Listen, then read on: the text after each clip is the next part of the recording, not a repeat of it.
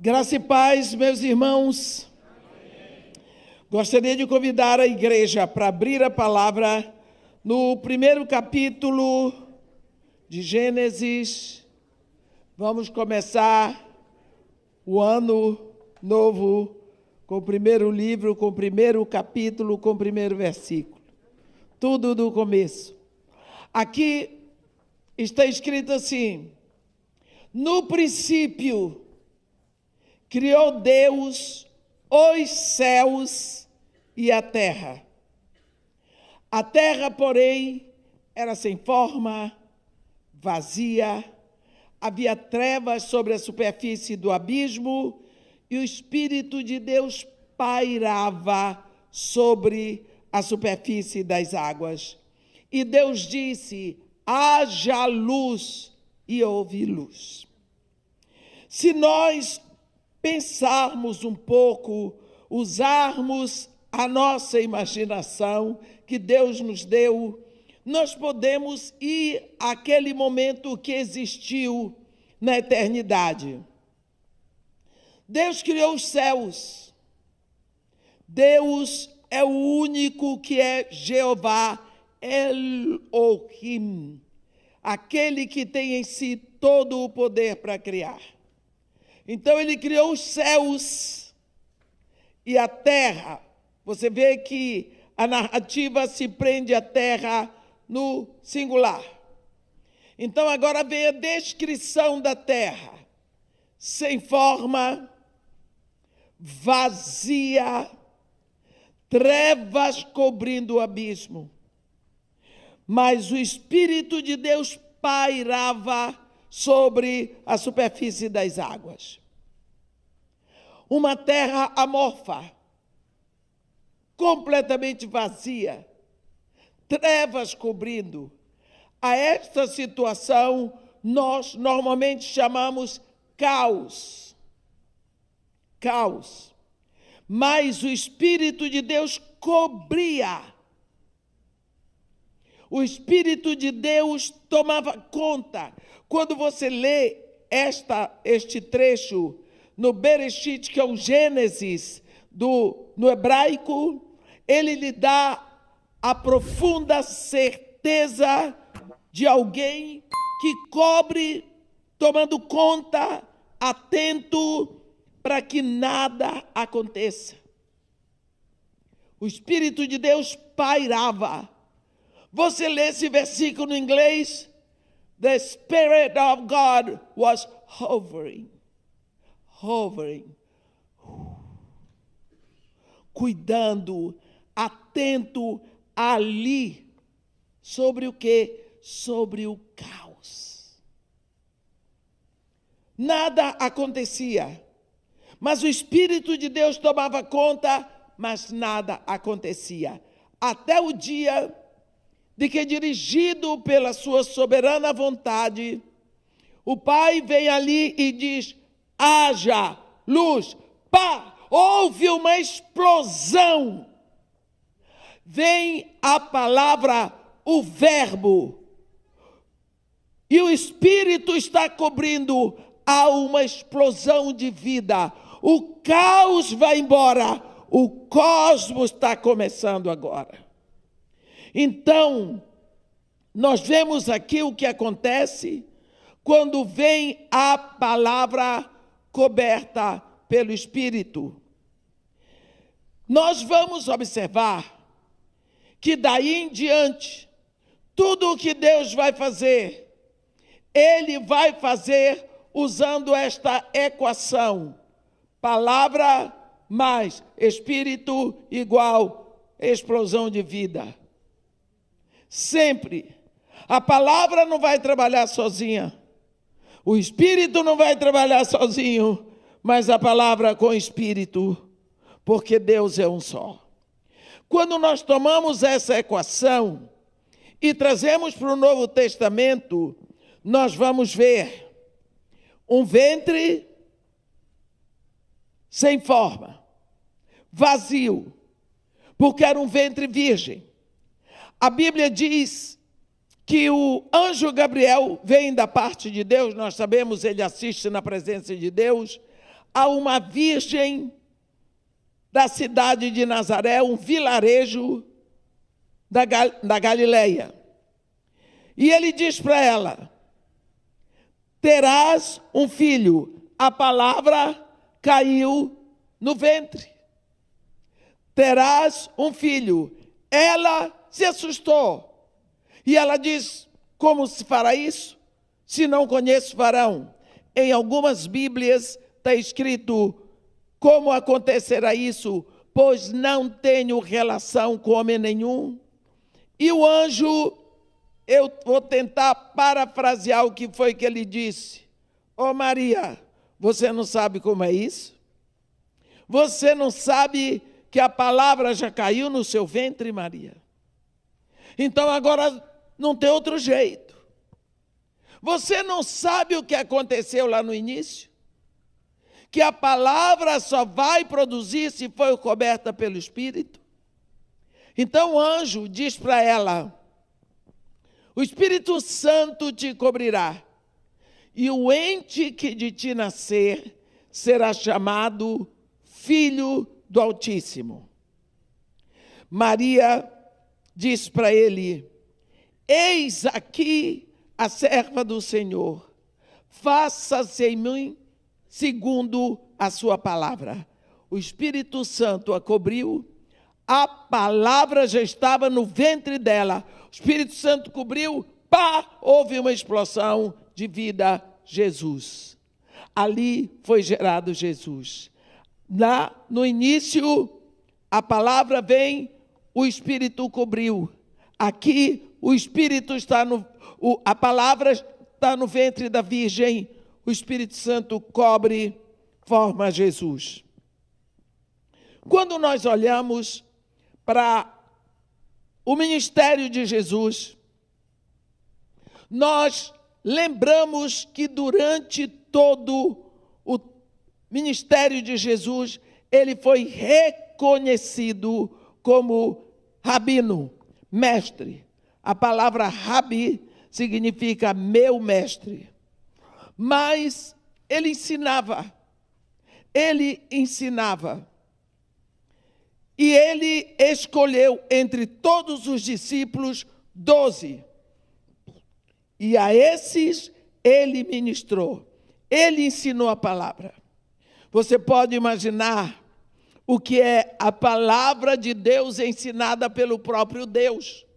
Porque Jesus Cristo é Deus vestido de homem. Jesus Cristo é Deus visível, é Deus possível, é Deus palpável. Ele mesmo diz em João 14, Filipe, quem vê a mim, vê o Pai. Então, esse Deus ministrava a palavra, ensinava, ele era chamado mestre. Como? De manhã, de tarde, de noite, de madrugada, a hora que ele estava com seus discípulos, ele ministrava. Vou fazer um parêntese para lembrar aos irmãos o momento de Jesus como mestre, em que ele estava muito ocupado, sempre no meio das multidões, e ele não tinha mais aquele tempo de ministração específica para seus discípulos. Então ele resolveu levar os seus discípulos para um lugar específico, que na cabeceira do Rio Jordão, um lugar muito aprazível, um lugar onde as pessoas iam para descanso, assim como uma dessas cidades que a gente vai ou para veraneio, ou sei lá, não sei o que é que você acha, lá no Brasil, Campos do Jordão, lá no Rio de Janeiro, também lá em São Paulo tem Águas de Lindóia, tem tantos lugares onde as pessoas tiram para ir descansar. Foi isso que Jesus fez. Ele foi lá para a cabeceira do Jordão. Lá era uma região que antigamente se chamava Panio ou Panéias. Era uma região consagrada ao deus grego Pan, que era um deus que englobava todos os deuses do Olimpo grego. Ali, aquela região era uma região tão absolutamente agradável, que ela tinha sido tomada por muitos invasores e retomada, mas naquela época de Jesus, ela tinha sido retomada e reformada por Herodes Filipe. Então, esta região, ele botou o nome de Cesareia de Filipe. Cesareia em homenagem aos Césares, Filipe por causa de Herodes. Então, Jesus Cristo leva os seus discípulos para Cesareia de Filipe. E chegando ali, ele perguntou aos seus discípulos: como é que o povo está encarando o meu ministério? O que o povo diz? Porque vocês estão no meio do povo. Vocês ouvem todos os comentários a meu respeito. Qual é a impressão que o povo tem de mim? Na realidade, a palavra de Jesus foi: quem o povo diz ser o Filho do Homem? E os discípulos dele disseram: eles pensam que tu és João Batista, ou Jeremias, qualquer um dos profetas. Viu? Aqueles discípulos não tinham a menor dificuldade em aceitar que Jesus fosse a reencarnação de um pecador. E quando eles disseram aquilo, Jesus tomou um choque.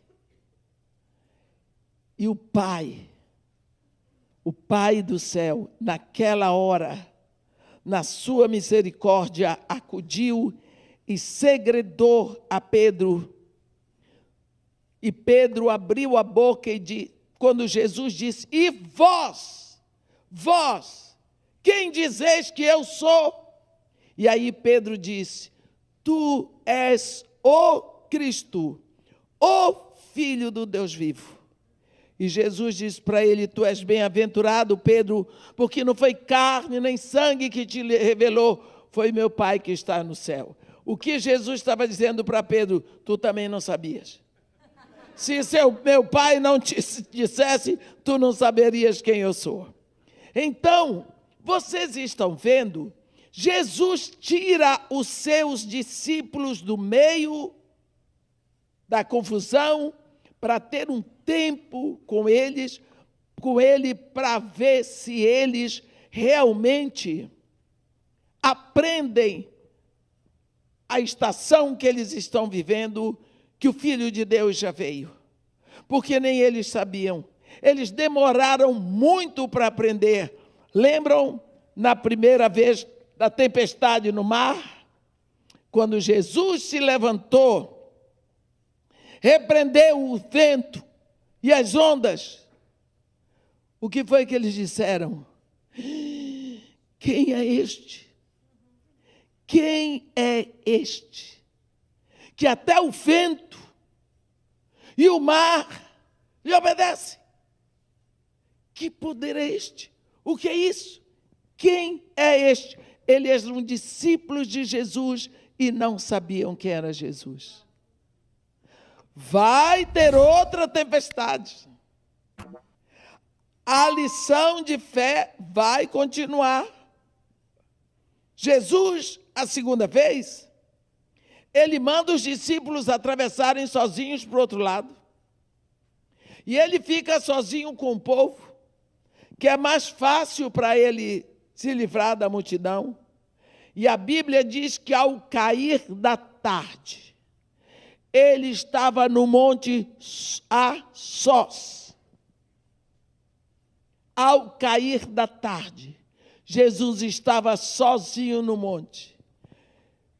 E os discípulos estavam no mar. E sobreveio uma grande tempestade, e o vento lhes era contrário. E Jesus estava ali olhando para eles, e eles lutando contra a tempestade. Primeira vigília da noite, 6 às 9, e eles lutando. Segunda vigília da noite, 9 à meia-noite, eles lutando. Terceira vigília da noite, meia-noite às 3 da manhã, eles lutando, cansados, com frio, famintos, sem mais saber o que fazer, homens acostumados a vencer vendavais no mar, pescadores, não sabiam mais o que fazer. E Jesus, então, na quarta vigília da noite, diz a Bíblia, de 3 às 6, resolve encontrar com ele. Só que Jesus vem andando sobre o mar. Quando eles viram, eles gritaram e disseram: é um fantasma.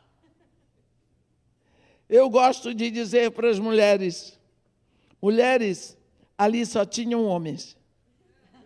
Não tinha uma mulher, porque normalmente quem faz escândalo é mulher. Eram só homens, machões. E viam fantasmas. Acreditavam em fantasma. Todos os discípulos de Jesus Cristo, santos homens de Deus, acreditavam em fantasma. É incrível, né? E Jesus Cristo, não, tem de bom ânimo, sou eu. Olha a facilidade de Jesus. Puxa vida, que diferença. E Pedro, talvez fosse o que mais gritou, Senhor, se és tu mesmo, manda que eu vá a ti, andando sobre as águas. Jesus disse, vem, pode vir, vem. Vocês sabiam que Pedro foi? Eu não iria. Pois Pedro saiu do barco e foi. Enquanto andava sobre as águas, nós sabemos, foi tudo bem. Quando olhava para Jesus, começou a olhar no perigo, no impossível, na tormenta, começou a afundar. Fundou, tentou se livrar, e Jesus lá olhando para ele. Quando ele viu que não dava mais, ele disse, Senhor, salva-me. Jesus fez assim, vem, homem de pequena fé, por que duvidaste? Entraram os dois no barco. Pedro todo molhado. Jesus Cristo no anais. O que foi que eles disseram? Aqueles mesmos discípulos que da primeira tempestade disseram, quem é este? Agora dizem, verdadeiramente és o Filho de Deus. Então, eles tiveram um crescimento até saber que Jesus é o Filho de Deus. Agora, Jesus os leva para Cesareia de Filipe, para eles aprenderem que Jesus é o Cristo. O que é Cristo? Falamos tanto em Cristo. Cristo, meus irmãos, é solução de Deus. Cristo é o pacote de soluções de Deus para o mundo. Quando Jesus Cristo faz o seu discurso profético, em Mateus 24, ele disse, vede que ninguém vos engane, porque muitos virão em meu nome dizendo, eu sou o Cristo, e enganarão a muitos. Sim, temos visto aparecerem muitos Cristos, não com este nome. Cristo, aquele que diz, eu sou a solução. Lembra de Mussolini? Era a solução para a Itália. Como deixou a Itália? Lembra de Hitler? A grande solução para a Alemanha. Como deixou a Alemanha? Napoleão Bonaparte, solução para a França. E assim outros. Lula, fome zero, olha lá. Solução. São homens que se denominam a solução. São homens que se denominam Cristos. Eu não quero julgar nenhum deles. É possível que eles tenham o desejo de solucionar. Quem sabe mesmo, o Lula não tinha vontade de exterminar com a fome no Brasil e até no mundo. Eu não sei. Mas ele nunca leu na Bíblia. Porque pobres sempre tereis sobre a terra, por isso eu vos ordeno que estendais a vossa mão para o vosso irmão, para o pobre e para o necessitado. Se Deus diz que sempre vai ter, como é que eu vou acabar com isso? Então, o que eu quero dizer é que no ministério de Jesus, ele ensinou, ele tinha discípulos, ele era um mestre, mas o que é que ele ensinava? A palavra. E a Bíblia deles era o Antigo Testamento. Jesus Cristo ensinou essa palavra. Ele ensinou para os seus discípulos. Eu vou dizer para vocês, quando Jesus Cristo subiu para os céus, aqueles discípulos estavam encharcados da palavra de Deus, mas não serviram para nada. Sabe por quê? Eles eram confusos, eles eram brigões. Um vendeu o mestre, Judas. O outro cortou a orelha do soldado do sumo sacerdote, arriscado cortar o pescoço do homem. Cheios da palavra, saturados da palavra de Deus. E o próprio Jesus disse para eles: ei, permanecei na cidade, até que do alto sejais revestidos de poder. Recebereis poder quando vier sobre vós o Espírito Santo.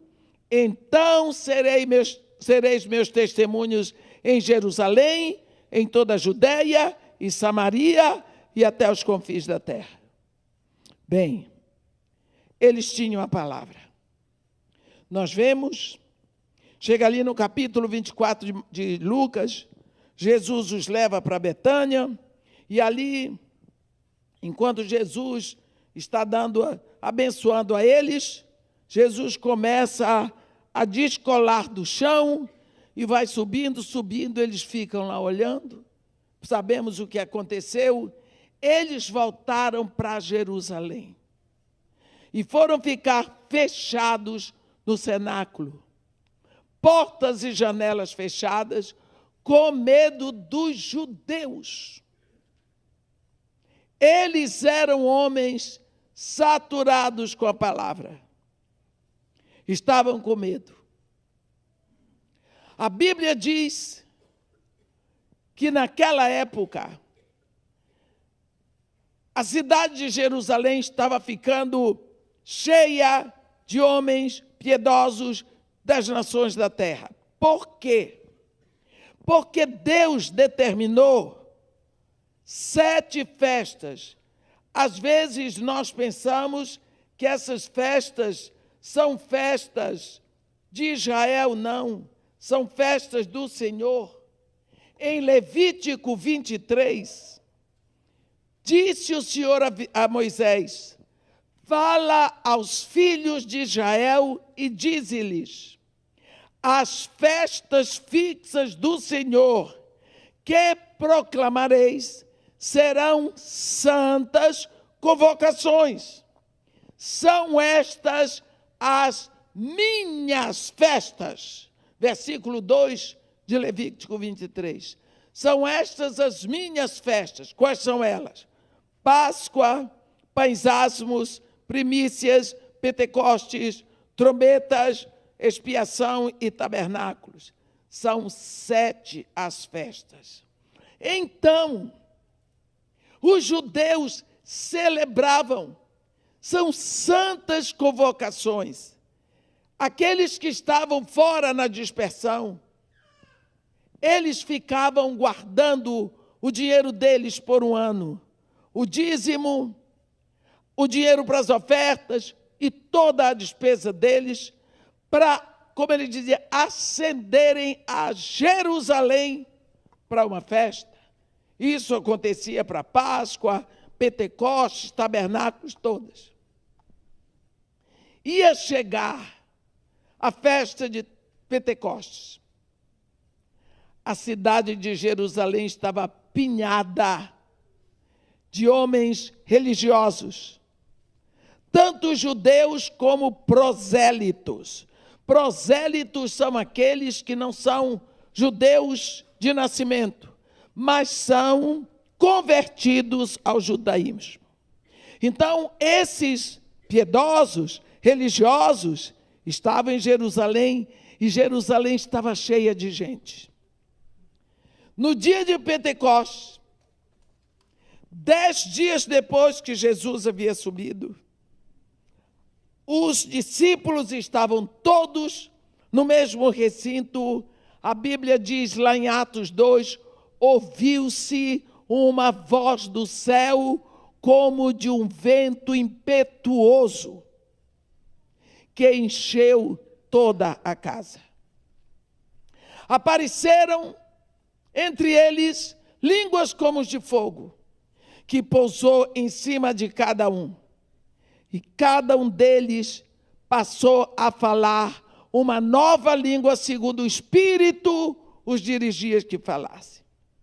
Só que quando esse Espírito vem sobre eles, vem sobre a palavra que estava neles. Porque eles estavam saturados da palavra de Deus. Então, quando o Espírito desce ali naquele lugar, houve uma explosão de vida. Houve um nascimento total ali. Aqueles homens abriram as portas e falavam em línguas estrangeiras das maravilhas de Deus. A Bíblia não fala de língua estranha. Eles falavam em línguas que as pessoas que estavam ali de outras nações podiam entender. Eles abriram as portas. Eles falavam maravilhas de Deus. Aqueles homens que estavam ali, os religiosos, ficaram impressionados. Ficaram impressionados. Eu pergunto para os irmãos, o que foi que aconteceu?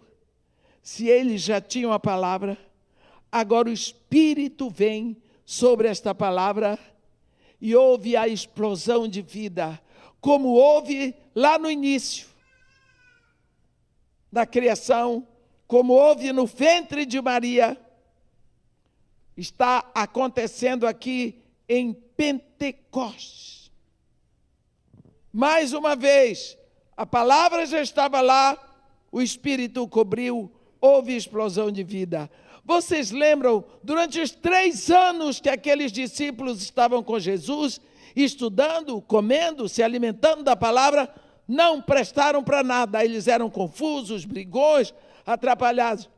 3 horas com o Espírito Santo eles tinham feito uma festa. Já 3.000 anos, 3.000 almas saíram do inferno. Por quê? Palavra mais Espírito igual vida. Explosão de vida. Criação. Palavra com poder.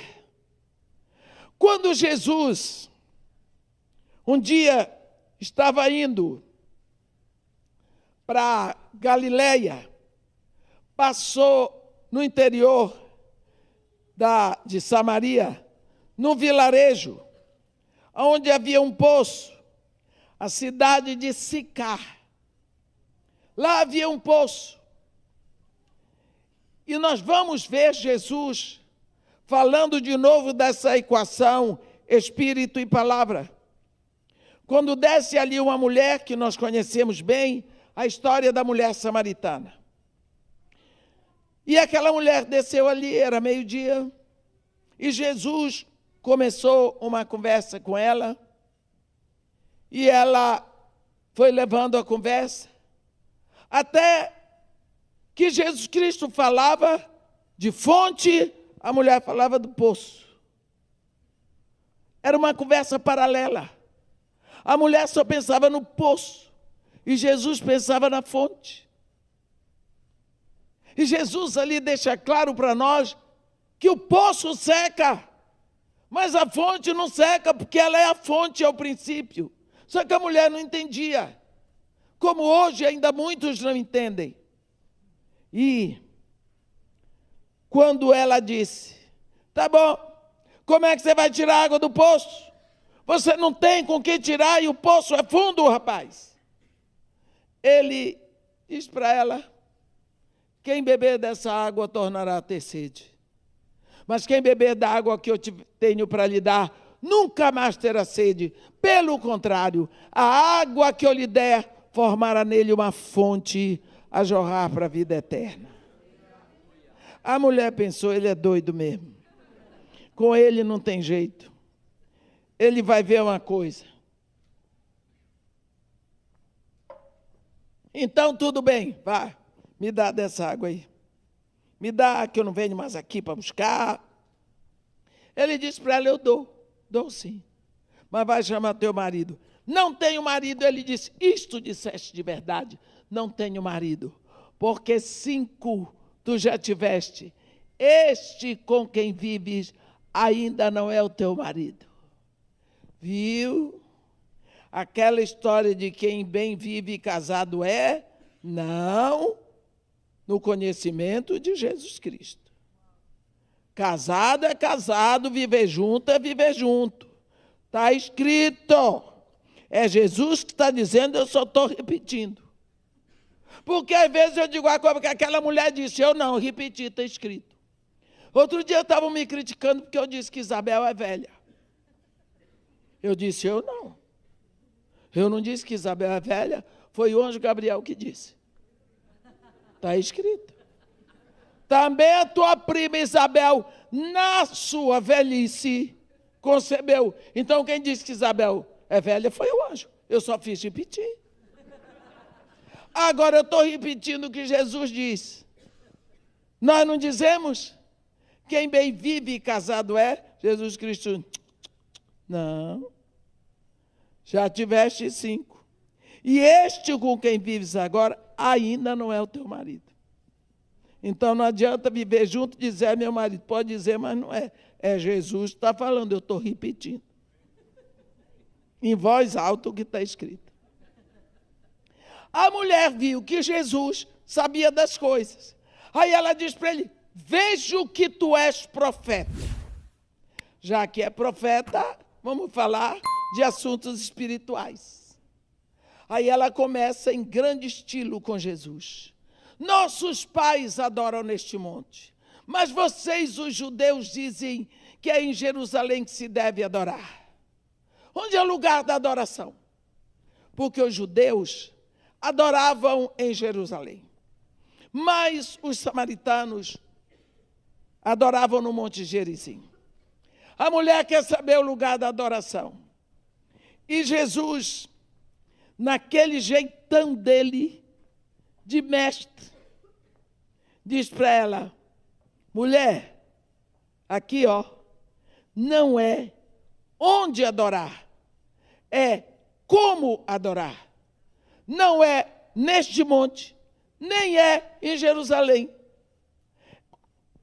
É em espírito e em verdade. Porque Deus é espírito e importa que ele seja adorado em espírito e em verdade. Porque são esses o que o Pai procura para ser os seus adoradores. Mas no versículo 23 do capítulo 4 de João, ele diz assim, mas veio a hora e já chegou, quando os verdadeiros adoradores adorarão o Pai em espírito e em verdade. Então, agora, eu pergunto para você, quando é que chegou o momento da verdadeira adoração na terra?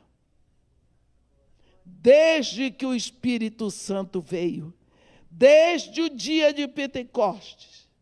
Aqueles primeiros discípulos tinham o Espírito e a palavra é a verdade.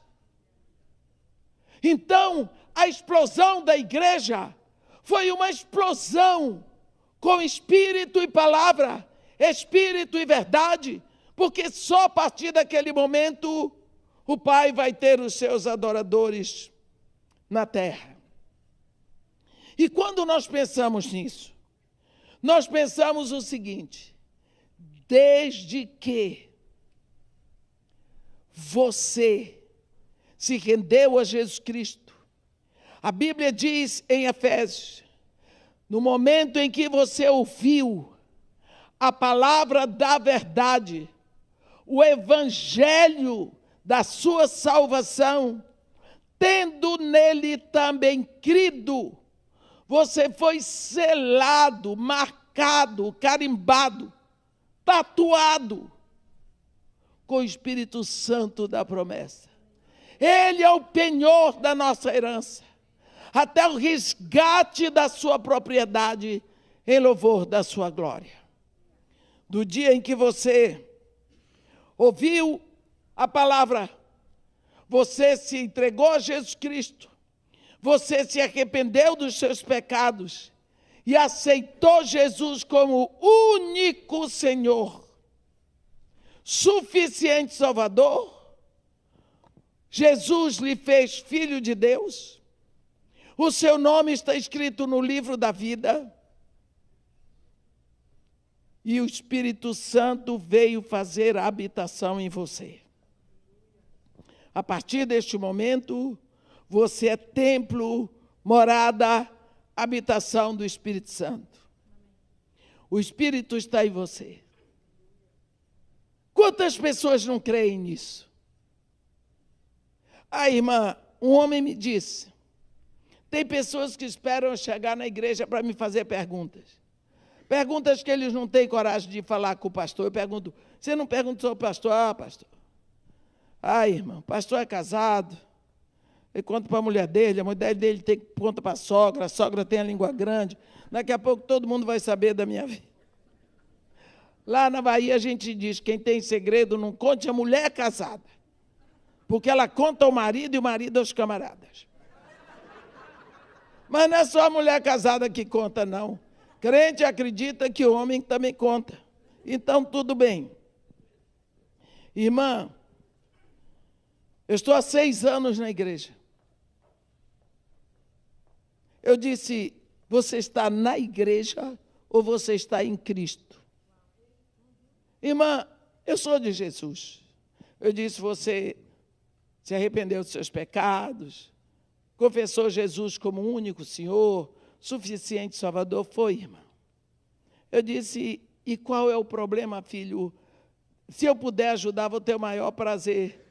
Irmã, eu não tenho o Espírito Santo. Eu disse, então você não se rendeu a Jesus. Eu me rendi, irmã. Eu disse, meu filho, você está dizendo que Deus é mentiroso? Se você se rendeu a Jesus Cristo, Ele lhe fez filho de Deus. Você tem o Espírito Santo. Ele deu uma volta assim de impaciência, como quem diz, eu vim falar com essa velha não está me entendendo. Irmã, se eu estou dizendo para a senhora que eu não tenho Espírito Santo, eu sei. Eu olhei para ele, eu fiquei com pena dele. Eu disse, meu irmão, como que você tem tanta certeza que você não tem o Espírito Santo e você aceitou Jesus? Que história é essa? Irmã, a senhora não tem noção dos meus maus pensamentos.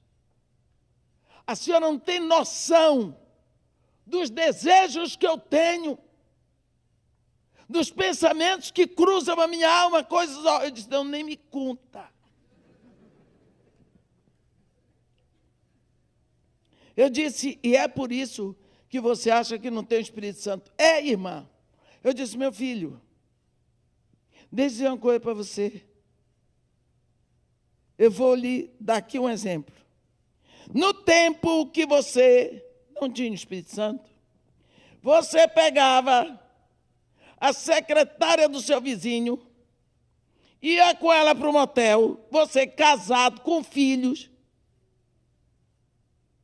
e você saía de lá se achando o máximo, porque você achava, eu sou bom, sou inteligente, eu sou joia, porque meus amigos, quando fazem isso, são descobertos. Ninguém sabe fazer, porque eu sei como fazer essas coisas. Eu sou joia, eu sou o máximo. Você se sentia um herói.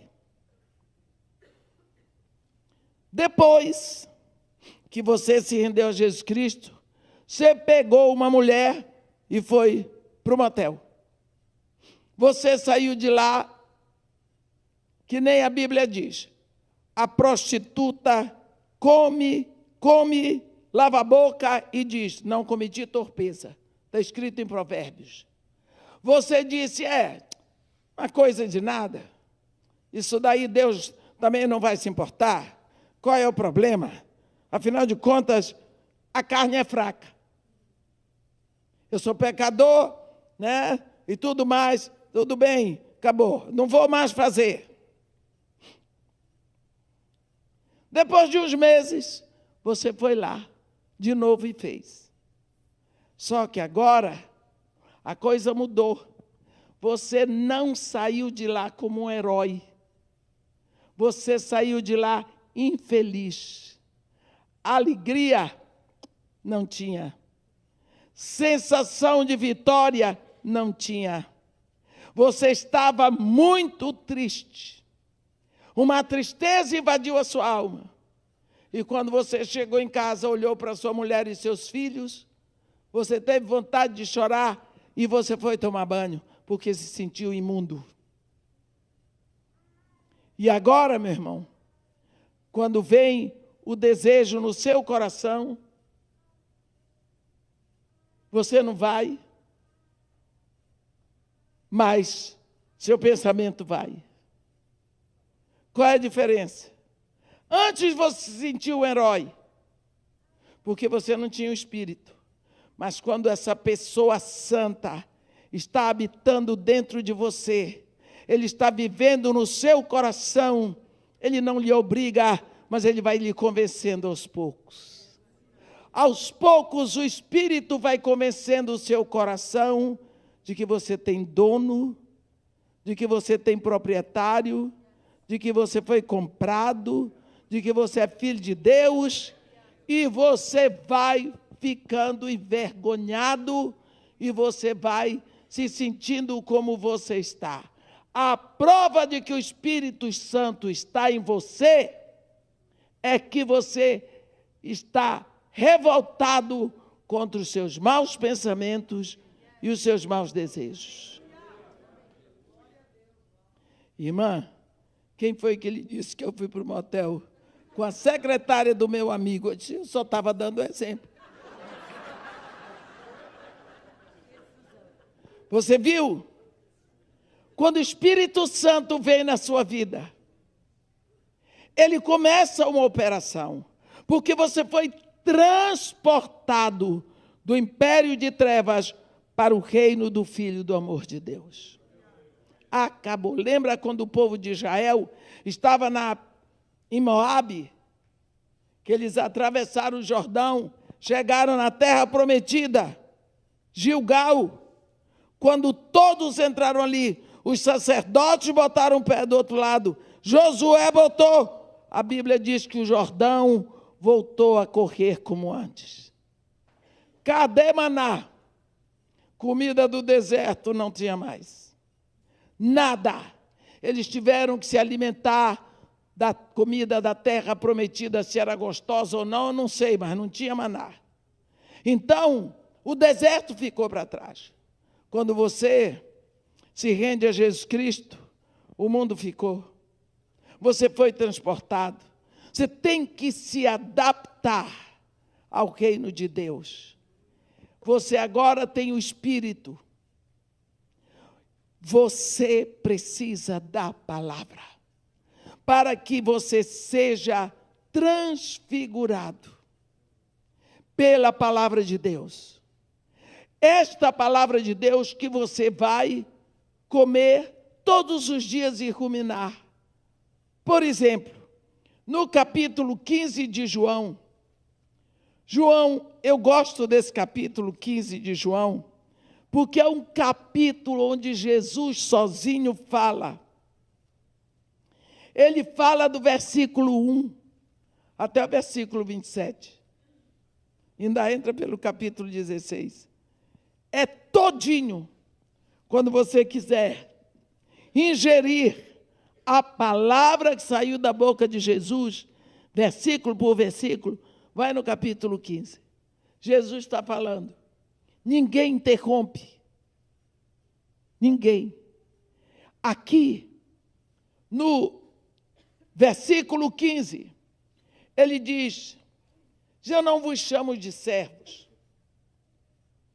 pois o servo não sabe o que faz o seu senhor. Mas tenho-vos chamado de amigos, porque tudo quanto ouvi de meu Pai, vos tenho dado a conhecer.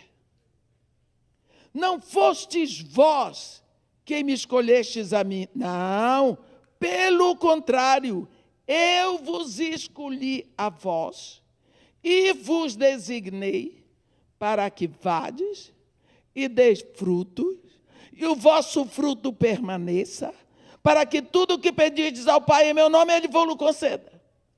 Amigos. Eu vos chamo de amigos.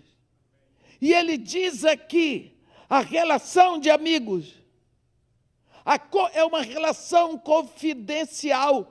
Tudo o que eu ouço do Pai, eu digo para vocês. Eu confidencio o coração do meu Pai com vocês. Mas como você vai ser amigo de Deus se você não se comunica com Ele?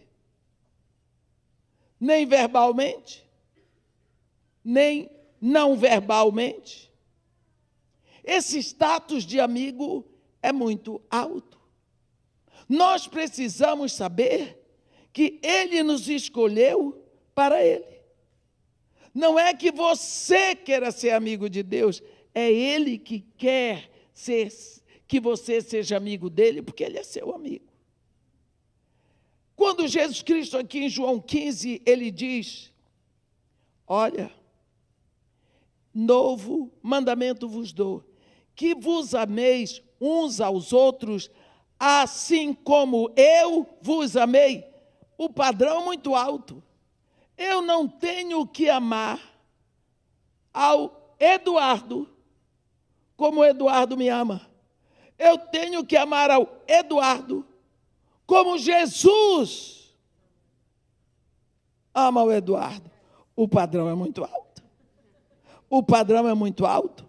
E como Jesus é a palavra e o Espírito já está dentro de mim, quanto mais eu trouxer a palavra para dentro de mim, mais o reino vai se expandindo, a vontade de Deus vai tomando conta, e vai ser possível guardar os mandamentos, porque Ele diz: se me amais, cumprireis os meus mandamentos. É muito importante que busquemos a palavra de Deus, porque a igreja tem sido sabotada pelo espírito de Jezabel. Há quem diga que o espírito de Jezabel é espírito de prostituição sexual. Não é. Jezabel tinha todos os defeitos, mas a Bíblia não diz que ela era prostituta sexual. A Bíblia fala que ela seguia prostituição, mas prostituição é idolatria. Jezabel, que Jesus Cristo fala na carta à igreja em Tiátira, ele diz para o anjo da igreja em Tiátira: tenho, porém, contra ti o tolerares que esta mulher Jezabel, que a si mesma se declara profetiza e não é, não apenas ensine, mas seduza os meus servos a praticarem a prostituição e a comerem comidas que são consagradas a ídolos. Isso é carta a Tiátira. Já na fase da igreja em Tiátira, esse espírito estava atuando. Esse chamado espírito de Jezabel é referente a uma mulher, Jezabel, no Antigo Testamento, que foi possuída por esse espírito. Ela era uma princesa fenícia, filha do rei Etbaal. Ele era rei do Tiro, sacerdote de Astarote. Naquela época, os pais é que procuravam os maridos para suas filhas. E como ela era uma princesa, seguramente uma mulher bonita, culta, muito rica, muito inteligente, ele procurou um casamento nobre para sua filha. E ele fez um casamento político. Casou sua filha com o rei de Israel, Acabe. Quando essa mulher foi para Israel, ela tinha um sonho, um objetivo, um escopo, uma meta. Eu vou implantar o culto ao meu Deus, Baal. Mas como eu vou fazer isso para um povo que adora o Deus de Israel? Ela era inteligente. O povo vai ter que parar de adorar o Deus de Israel. Como? Eles vão ter que parar de ouvir a palavra do Deus de Israel, para poder ouvir a palavra de Baal. Como que esse povo vai parar de ouvir a palavra do Deus de Israel? Quem prega a palavra do Deus de Israel são os profetas. Vou matar todos os profetas. Foi aí que Jezabel ordenou a matança de todos os profetas de Deus. O povo não ouvia mais a palavra, então seguiu a Baal. Então, o espírito de Jezabel, que Jesus já fala dele na igreja em Tiátira, é um espírito de silenciamento da palavra de Deus. Não se prega a palavra, não se lê a palavra, não se estuda a palavra, não se memoriza a palavra. A palavra vai ficando em segundo plano. Tem coisas mais interessantes que as pessoas precisam na igreja para que a igreja tenha todos os assentos ocupados. Se nós ficarmos só pregando a palavra de Deus, a igreja vai ficar vazia, porque o povo quer alguma coisa mais interessante. Os jovens precisam de uma coisa mais moderna. Então nós vamos trazendo um fogo estranho para dentro da igreja. E Paulo nos diz, Romanos 12, rogo-vos, irmãos, pelas misericórdias de Deus, que apresenteis os vossos corpos por sacrifício vivo, santo, agradável a Deus, que é o vosso culto racional. E não vos conformeis com este século. Não andeis em conformidade com as coisas do mundo. Não vos assemelheis ao mundo. Pelo contrário, sede transfigurados pela renovação das vossas mentes. Em vez disso, nós procuramos nos assemelhar para agradar. Procuramos nos assemelhar para agradar. Em novembro, encontrei um grande amigo meu, médico. E aí, irmã, quando é que vai tirar? 15 dias. Para quê? Você vem aqui e eu vou dar um jeito aí nesse rosto. O que tem de errado no meu rosto? Oi, irmã, a gente dá um jeito aí. Mas, menino, que jeito você quer dar no meu rosto? Nasci com esse. estou envelhecendo com ele. Ele nunca me deu problema. Casei. Já fiquei até viúva. E agora que você quer mexer no meu rosto? Irmã, hoje em dia é moderno. Todos os pastores estão fazendo. A gente faz um lift. É rápido. Faz o quê, menino? Um lift. Eu disse, elevador no meu rosto. Quero mexer no meu rosto. Daqui a pouco eu estou de botox. Assim. Tem gente aí que nem ri. Tem uma amiga minha que não fecha mais o olho. Tirou a pálpebra demais. Para que isso? Para vir para o púlpito pregar. Vê se Deus precisa da minha aparência. Deus não precisa de mim, Deus não precisa de você, meu irmão. Ele diz, olha aí, a minha mão fez todas as coisas, e todas elas vieram a existir. Mas o homem para quem olharei é este, o aflito, o abatido, o que treme da minha palavra.